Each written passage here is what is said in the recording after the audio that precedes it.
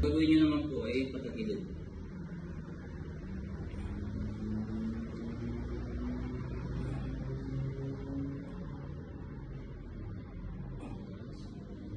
Masakit na.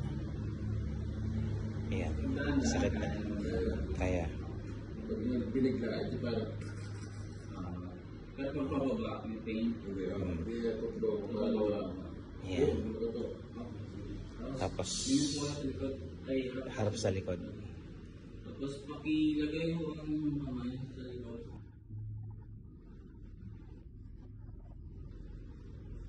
Yeah, yan. Yan. Sige po ibaba ko, tapos ito naman po ang ilagay niyo sa likod.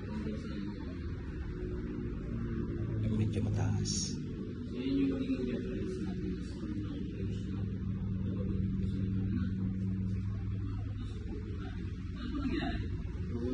Sige po, pakitaas ang kamay. Wow! Pakibaba ho. Harap po kayo dito. Sige ho. Okay. Pakibaba ho. Ngayon, sa may gilid naman po. Baka nakikita nyo na. Yan, i-direct mo pa ganyan. Okay, pakibaba po ulit. Isa pa po.